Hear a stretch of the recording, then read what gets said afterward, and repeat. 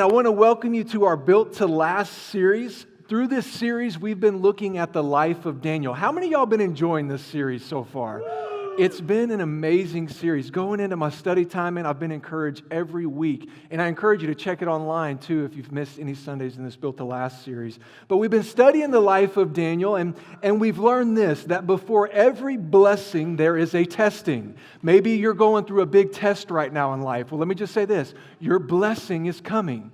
And the reason that God oftentimes tests us with stress is because He wants to promote us to success. See, but God wants to know if you have the actual character to withstand the blessing that He wants to give you in your life. So today what we're going to do as we study the life of Daniel is we're going to look at the test that Daniel went through.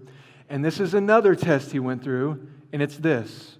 What do you do when the heat is on? What do you do when the heat is on? This statement, how many of y'all ever heard of, hey, the heat is on? Any of y'all ever heard that statement before? You know, we're all familiar with that statement. That statement is actually around 100 years old. And the original context of the statement, the heat is on, comes from old school gangsters back in the day. Whenever the cops, they would start feeling the pressure of the cops, and they would talk to their friends, and we used to say, yo, the block is hot, but they said the heat is on. And so today we're going to ask that question, what do we do when the heat is on? What do we do when we are under tremendous amounts of pressure? Maybe you have a deadline at work. Maybe you have a sales quota to meet. Maybe you have more bills at the end of your month than you do paycheck at the end of your month. Maybe you have a big test coming up. Or maybe you're going through circumstances right now that are happening in your life and they are completely out of your control. Any of you ever been there? Things come your way and you're like, whoa, where did this come from? How did this happen? This is tremendous amount of pressure on my life right now. I feel out of control. The heat is on. So today we're going to refer to when the heat is on as any testing of your strengths, resources, or responsibilities in your life. And as we look at the story of Daniel, this is what I want you to know. Again, we've been studying the life of Daniel, and we saw this, that when he was 15 years old, he went into as a prisoner of war. He was a prisoner of war at 15 years old. But by the time he gets to 85 years old, he reaches the pinnacle of success. Daniel goes from a prisoner of war, and through a series of tests, God promotes him to the pinnacle of success. And at this time, regarding the scripture we're going to read today and what we're going to study today, Daniel is no longer a teenager anymore. The last 2 weeks and the last 3 weeks have actually been when Daniel was 15 to 17 years old. What we're going to study today is Daniel is actually in his mid-30s at this time. And they're serving him, Daniel and his friends, they're serving the most powerful king in the world at that time, and his name was King Nebuchadnezzar, King Neb. Now, King Nebuchadnezzar was a very prideful and arrogant man. Nebuchadnezzar in the beginning, and we're going to see something tremendously cool today, but Nebuchadnezzar in the beginning was a very evil man. Very evil man. Anybody that was like evil in that time, if they were to look at Nebuchadnezzar, they'd be like, no, he's evil. I mean, that's how evil this guy was. And in Daniel chapter 3, we pick up today verses 1 through 7, and it says this.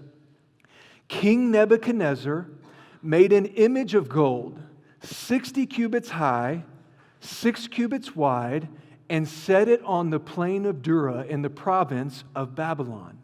He then summoned the satraps, the prefects, the governors, and by the way, Daniel at this time, just for some context, Daniel and his friends, Shadrach, Meshach, and Abednego, were actually governors at this time, just so you're aware of that.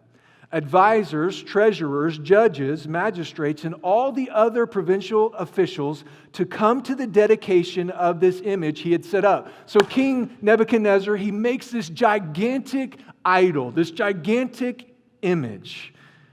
And then the herald loudly proclaimed, nations and peoples of every language, this is what you're commanded to do. Check this out.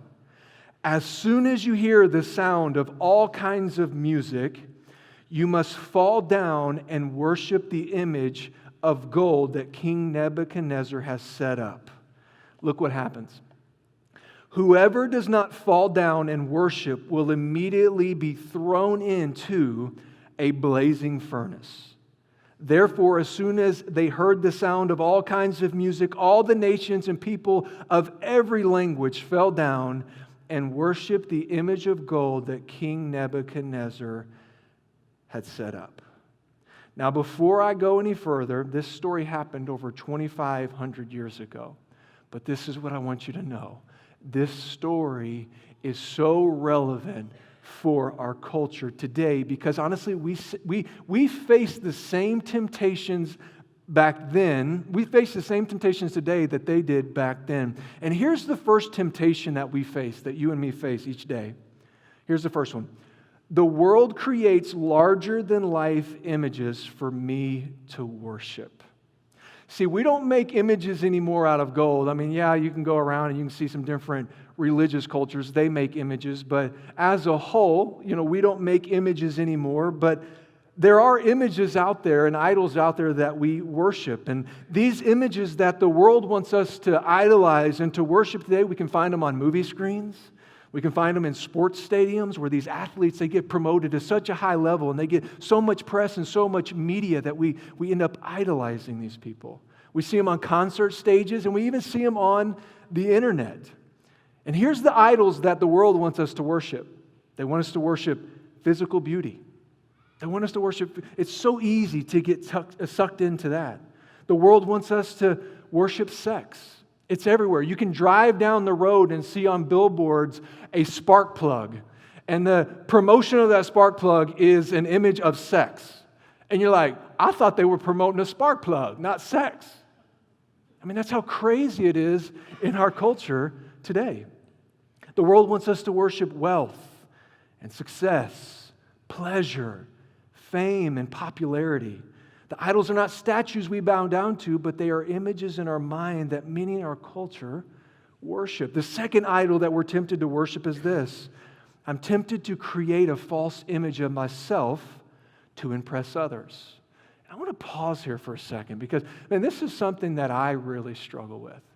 I really struggle with, I love people and I love when people like me. I love when people want to have a friendship with me. And my default as times is, man, I'll kind of go into people-pleasing mode and I'll create an image of myself so everyone will like me. But what I'm doing, this is one thing I've learned. God cannot bless the person I pretend to be. God did not put me on this planet to be somebody else. He's put me on this planet to be me. And only I can fulfill the purpose that God has for me. Nobody else can fulfill that. I can't fulfill your purpose. You can't fulfill my purpose. We're called to love everyone on this planet, but we're called to be ourselves. And let me just say this. Being ourselves doesn't mean we walk around being rude to everyone. It's like, oh, I'm just being me. You know what I mean? It's like, no. We're called to love people. We're called to love and lay our life down like Jesus did. But we're called to humbly represent who God created us to be. We don't make an excuse for who we are, but we love all people. See, we don't want to, so this is something we're all tempted to do. You're tempted every day to build a life of building your image. And some companies out there even encourage you to build your brand. Maybe you work for a company that's like, focus on your brand, build your brand. And this is all an attempt to create an image of something that you're not. God didn't create you to be something that you're not. He created you to be who you are. And anytime I'm tempted to build my own image rather than point people to God, I'm entering into a potential trap. See, image building is the idea that life is all about me when God created us to live our life all for Him. The third temptation we face is this: doing the right thing always makes some people angry. The third thing we face in this life, doing the right thing always makes some people angry. When you do the right thing, when you have integrity in your workplace when no one else does, when you show compassion to people when others think you should show judgment, you will make some people angry. But here's a lie that a lot of us face going through life, and it's this here. Man, if I was just perfect, If I could just be perfect, then everyone would like me. Burnt, false. Jesus was perfect and they crucified him. The lie that Satan wants us to believe is that, man, if I can just be perfect, if I can just always do the right thing, then everyone will like me. That is not true. You've heard me say a couple weeks ago, there will always be 10% of people that don't like you, and you have no idea why. They just don't like you. And Satan wants us to focus on those 10% and get defeated by those 10% and get depressed by those 10% and get oppressed by those 10% and forget about the 90% of people that love you. Let me set you free in something. People like you. People like who you are. They do. When you walk into a room, I'll say this, so many destinies, so many purposes in life, so many people get oppressed when they walk into a room or they go into an environment. They have anticipation anxiety because they think, man, people don't like them. But this is what I want you to know. People like you. Just be you. Just be yourself. And you'll always have those 10% that you just need to kind of give them the Heisman and be like, hey, you're missing out, not me. See, it's easy again to think if I was just perfect, then everyone would love me. See, when you stand for Jesus, it's going to make some people mad. Who cares? There are 3 types of people in this world. There are people that are stuck up, there are people that kiss up, and there are people that stand up. And as we look at the story of Daniel, this is what we see. We see King Nebuchadnezzar, he was stuck up. And then you see his officials around him, they were kiss-ups. But then you see Daniel and you see his 3 friends, and they were people that stood up. And that's what God's calling each and every single one of us to be. He's not calling us to be stuck up. He's not calling us to be kiss-ups. He's calling us to be people that stand up for His truth and for Him. Exodus 20, 3-5, it says this, "You shall have no other gods before me. You shall not make for yourself an image of the form of anything in heaven above or on earth beneath or in the waters below. You shall not bow down to them or worship them, for I, the Lord your God, am a jealous God, punishing the children for their sin of their parents to the 3rd and 4th generation of those who hate me." That's a powerful statement. That the children of the parents that sin will be punished from the 3rd and 4th generation. What does that mean, Marco? Does that mean God's going to punish those kids? I don't know if He will or not, but this is what I do know. Our sins as parents, they will punish our children. Just look at the debt load in America. Look at the parents that are in debt. Guess who's going to have to pay for that debt? Not them. It's going to be their children and their children's children and their children's children down to the 3rd and 4th generation. See, whatever is first place in your life is your God. Business can be your God. Your spouse, girlfriend, or boyfriend can be your God. Making money can be your God. Having fun can be your God. There's nothing wrong with these things. They just don't deserve first place in your life. Let me just say this. There's things of this world, our spouse, our kids, boyfriend, girlfriend, business, money, work, whatever it is, those things can become idols in our lives if we're not careful. They're not bad things, they just don't deserve first place in our lives. But this is what I want you to know about idols. Anything you idolize, you will ultimately demonize. It's that boyfriend or girlfriend that you got, in the beginning, it's like, I just love them, You get married and it's like, yo, the honeymoon was the bomb, Woo! Like, man, marriage is good. And then a month or 2 later, it's like, I hate your guts. Who are you? Get out of my house. You're sleeping on the couch. Y'all can tell I slept on the couch before, huh? And the reason that happens a lot of times is because we end up taking God off the throne of our hearts. We end up taking Him out of the first position in our hearts, and we start putting those things, those little idols, on the throne of our hearts. And what we idolize, we will ultimately demonize, because nothing can fulfill like the presence of God in our lives. See, whatever you think most about in your life is your God. And let's continue the story of Daniel. Again, the context, Nebuchadnezzar wanted Daniel and his friends to bow down to a statue, but they wouldn't. They weren't stuck up. They weren't kiss-ups. They were stand-up men. They wouldn't bow down. And here's what happens. Daniel chapter 3, verse 13 through 15, it says, "Furious with rage, Nebuchadnezzar summoned Shadrach, Meshach, and Abednego." So these men, how many of y'all, when I said Abednego, went like, it's not Abednego, it's Abednego? How many of y'all did? I know I did that. Maybe you didn't. I grew up going, Shadrach, Meshach, Abednego. It's actually Shadrach, Meshach, and Abednego. But anyways, just thought I'd throw that out there. So these men were brought before the king, and Nebuchadnezzar said to them, "Is it true, Shadrach, Meshach, and Abednego, that you do not serve my gods or worship the image of gold I have set up? Now, when you hear the sound of all kinds of music, if you are ready to fall down and worship the image I made, very good. But if you do not worship it, you will be thrown immediately into the blazing furnace." Again, the heat will be on. "Then what God will be able to rescue you from my hand?" What God will be able to rescue you from the fiery furnace? Our God will.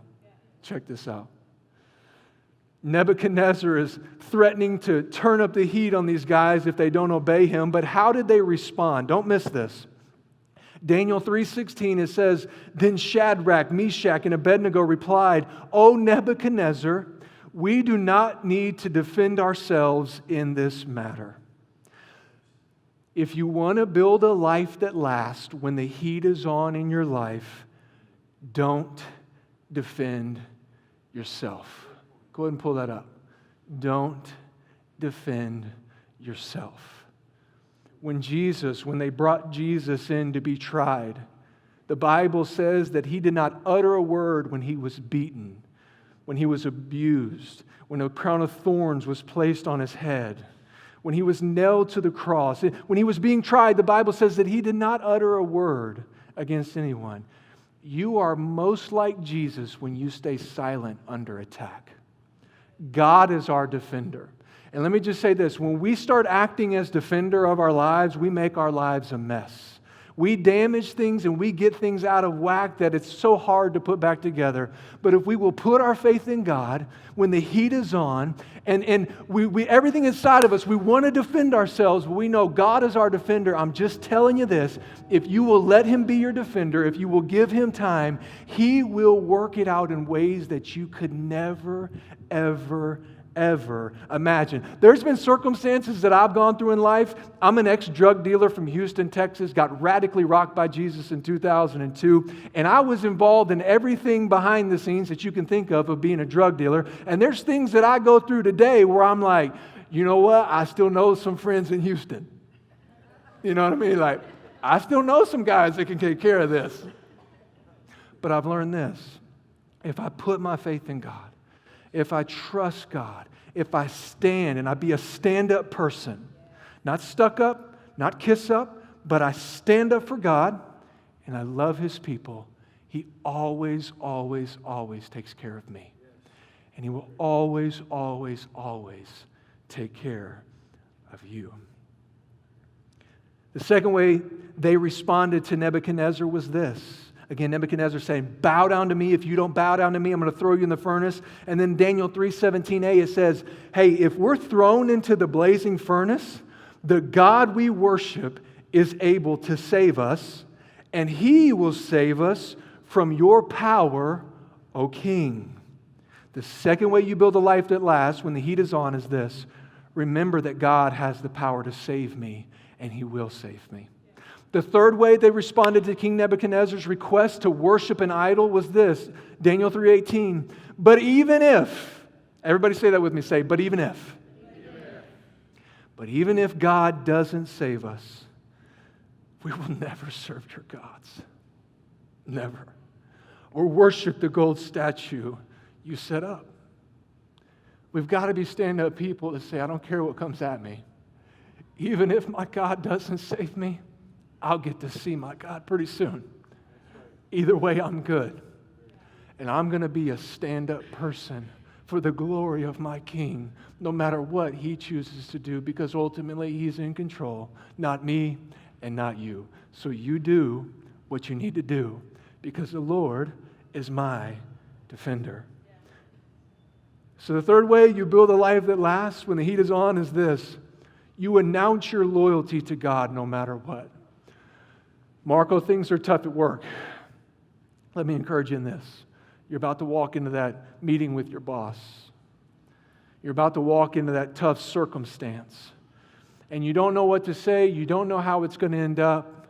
You got to sit down with your spouse. You got to sit down with your kid. And you got to speak some hard, honest truth. And you don't know how it's going to turn out. Or you got to hear some hard, honest truth. One thing, let me encourage you in. When you're walking into that meeting, when you're walking into that circumstance, you just say the little prayer. God, no matter what, I'm going to be loyal to you. No matter what, I'm going to be loyal to you.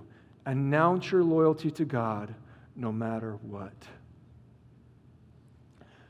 God's not looking for perfect people. He's looking for loyal people. God uses broken people to do big things. And maybe you came in here today and you came in here just broken. Hey, welcome. I'm broken too. I'm broken too. But God uses broken people to do big and powerful things. And all you have to do is say yes to Him. So how did Nebuchadnezzar respond to these men being stand-up men and not bowing down to him? Daniel 3:19, it says this: Then Nebuchadnezzar was furious. Nebuchadnezzar was furious with Shadrach, Meshach, and Abednego that his attitude towards them changed. He ordered the furnace heated 7 times hotter than usual and commanded some of the strongest soldiers in his army to tie up Shadrach, Meshach, and Abednego and throw them into the blazing furnace. So let me kind of paint the picture for you here. Nebuchadnezzar gets ticked off at these guys. And he says in his fury, he says, you know what? I know that furnace is hot, but get it 7 times hotter. How many of y'all know fury will make you do stupid stuff at times? Like the original furnace was hot enough, but he's like, nah, just make it 7 times hotter. You know, like, hello. But not only is he going to throw them into the furnace, what does he do? He ties them up. He binds them up, and that's an important fact. Don't forget that fact, because we're going to get to that here in just a second. He bound them up with ropes, and he threw them into the blazing furnace. Scripture picks up here. So these men wearing their robes, trousers, turbans, and other clothes were bound and thrown into the blazing furnace. The king's command was so urgent and the furnace so hot that the flames of the fire killed the soldiers who took Shadrach, Meshach, and Abednego. And these three men, firmly tied, fell into the blazing furnace. See, there's some things that you need to know. And there's some of you in here today, you've been thrown into the furnace. Maybe you haven't been thrown in there, but man, circumstances around your life, it's like, Marco, I'm under so much pressure, it's unreal. What has happened in my life is unreal. What has happened to my health is unreal. What has happened to my kids is unreal. What has happened to my finances, it's unbelievable the financial pressure that I'm under right now. If that's you in here, and you're at any level of being in the furnace today, I want you to listen to this. What happens when I'm thrown in the furnace, but I trust God? Here's the first thing that will happen. God will walk through the fire with me. And you need to tell yourself that. God will walk through the fire with me. Daniel 3:24-25, it says, Then King Nebuchadnezzar leaped to his feet in amazement and asked his advisors, Weren't there 3 men that we tied up and threw into the fire? They replied, Certainly, Your Majesty, he said. But look, I see 4 men walking around in the fire. Check this out. Unbound and unharmed, and the 4th looks like a son of their gods. Did you know this? Did you know there's something that God can't do? I mean, we grow up thinking, it's like you see the thing, man, well, God can do anything. No, there's something that God can't do. He can't lie. He can't lie. And this is one thing that he says in his word. Come on, Matt, props right there, boy. God can't lie. And he says, I will never leave you and I will never forsake you. That's his promise to you and me. He will never leave you and he will never forsake you. Therefore, if he can't lie, that must be truth. And the truth is he will always be with you no matter what furnace you are in. The second thing that will happen when you trust God when you're in the furnace is this. God will burn off everything tying me down. God will burn off everything tying me down. And let me ask you this question today. What's tying you down? What is it? What's tying you down today? Because I'll say this, when Daniel, Shadrach, Meshach, and Abednego, when these guys were thrown into the furnace, Shadrach, Meshach, and Abednego, when they were thrown in the furnace, they went in bound. But what happens? When Nebuchadnezzar was looking at him, he says, I see 4 guys in there, and there were 3 guys that we threw in there, and the 3 guys that we threw in there, they were bound, they were tied up. Sometimes God allows the heat in our life to be turned up so that it will burn off anything tying us down. When you walk through a trial, when you walk through challenges, my wife and I, we just walked through one of the biggest challenges of our entire lives. And one thing that I know is there were some things in my heart tying me down, insecurity, fear, different things, anxieties tying me down. And as I walk through this trial, as I walk through this challenge, I'm coming out of this challenge. I've never cried so much in my life. I've never worried so much in my life. I've never had so much faith in my life. But as I came through this trial, I was a different person on the other side. And it's something that maybe none of you seen, none of my friends saw, but something on the inside of me was changed. Some things that were tying me down were burned off. And there's some things that you're going through right now. There's some heat being turned on in your life. And God is saying, I'm turning up the heat. I'm not going to give you more than you can handle. I'm going to turn up that heat because I'm trying to burn off the very things that are tying you down. Maybe there's some secret things going on in your life that you're going through. And God's going, I'm allowing you to go through this because I have so much for you planned. You can never achieve what I've got for you with those secrets in your life. And I'm going to burn those secrets out so that you can accomplish everything that I have for you in your generation. God will burn off everything tying us down. See, did you know this? One way to stop a person from bleeding, and any Rambo fans out there, you're going to love this. You know, there was a scene in Rambo back in the day, and you know, he takes I think it was a bullet or some gunpowder or something like that, and he had his wound on his side, and he throws that gunpowder in the wound, and then he takes some fire and he sticks it in there. It's like, poof, you know, it's like, oh, you know, only like Rambo could do, you know, but what happened in that moment is he was bleeding out, but they had to cauterize that wound, turning the heat on, putting heat in that thing, blowing it up. It stopped the bleeding. There's some of you that you're bleeding in life, and God is turning on the heat because that's the only way to stop the bleeding. You're bleeding and He's turning on the heat because He's saying, come back to me. You've been walking away from me for too long, and you can see yourself, you're bleeding out. You've tried this, you've tried that, you've tried that. Nothing satisfies you like only I can. And because I love you so much, I'm going to cause the fire to be turned up on your life. I'm going to cauterize that wound so that you'll turn back to me. I love you so much that I'm allowing the heat to be turned on your life to stop the bleeding. It may hurt, it may be painful, but I'm doing it for your own benefit. See, sometimes God has to use the furnace to stop the bleeding in your life. The third thing that will happen when you trust God, when you're in the furnace, is it will bring unbelievers to God. Your pain has a purpose. And let me just say this.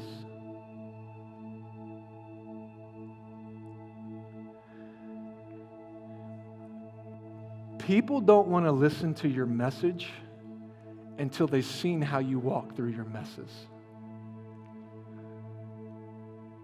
I want to make an impact on this planet for God, Marco. You're going to walk through some fire. I want to do something big for God, Marco. God's going to break you. I want to do something big for God, Marco. I want to preach the message of Jesus. Cool. Do it. That's what we're called to do. But before I hear your message, I want to see how you walk through your messes. And here's the cool thing. We all got messes. And it's easy to think we're just alone. It's easy to think, man, I don't want to let anybody in my life because, man, this is just kind of, it's between me and God. You know, my faith is private. You know, my faith is private. You know, no, your faith is personal, but it's not private. It's personal, but it's not private. God has called you to take as many people to heaven with you as you can before you die. There's one fact. We're all going to live in this life, and then we're all going to die. And we're all going to stand before God. And we're going to have to give an account of our life. And you don't know about you, but I want to get to heaven, and I want God to be like, as soon as I bust through the doors, I'm going to be like, boom, God, what's up? And He's going to look at me, and He's going to be like, Marco, woo! You kept me on my toes, boy. You know? And you put me in some difficult, and I'm God, and you put me in some difficult circumstances to get you out of. You sure did have faith, Marco. You sure did believe in me. And Marco, I showed myself faithful every time, didn't I? Yes, sir, you did. Yes, sir, you did, God. Even when you turned up the heat, God, you were still faithful. I'd rather Him say that about me whenever I enter heaven than go, Marco, why didn't you do anything? Why didn't you do anything? Well, God only had one gift. You know, you blessed everyone else with 10 gifts, but I only had one. Why weren't you faithful with that one? Why didn't you turn that one into 2? I had a pastor tell me one time, he says, Marco, if you're a 3-talented person, be the best 3-talented person you can be. If you're a 10-talented person, be the best 10-talented person that you can be. You be you. And I'm here to tell you this today. If you got 1 talent, turn it into 2. You got 3 talents, turn it into 6. You got 10 talents, turn it into 20. But do something with your life that glorifies God. Because it is the only thing that will truly satisfy you in this life. See, your pain, your pressure, your fire, your furnace, it will bring unbelievers to God. Check this out. And remember, Nebuchadnezzar was the most evil man on the planet. But listen to this. Daniel 3:28. As they decided not to be stuck-up kiss-ups, but they decided to be stand-ups, God used them to reach this king for Him. And then Nebuchadnezzar said, Praise be to the God of Shadrach, Meshach, and Abednego, who has sent His angels and rescued His servants. They trusted in Him and defied the king's command and were willing to give up their lives rather than serve or worship any god except their own. What happened in this story? Nebuchadnezzar and all his evil, because they didn't do what he wanted them to do, he threw them into the furnace. But we all know the story. God was with them in the furnace. But not only was God with them in the furnace, God used that heat. God used that pressure. God used that furnace to open up the eyes of an unbeliever. To open up Nebuchadnezzar's eyes. And maybe God is putting you in a pressure cooker, and He's putting you in that pressure cooker in the impossible so that He can show Himself faithful to do the possible as you trust and be faithful to Him. And as you trust and be faithful to Him, I'm telling you, in your workplace, at home, at the ball field, God is going to put you in some interesting circumstances, and He's putting you in some interesting circumstances to shine for His glory. Because as God is faithful to show you and deliver you and bring you out and bring you into freedom through those circumstances, people are going to look at that and go, okay, I now want to listen to his message. I now want to listen to her message because I have seen how they walk through their messes. Some of you have been preaching the gospel to some people for a long time, but God, and they haven't responded to it. They haven't heard it. But God is going to bring you through some things to open up their eyes, because once they see how you walk through your messes, they will be open to your message.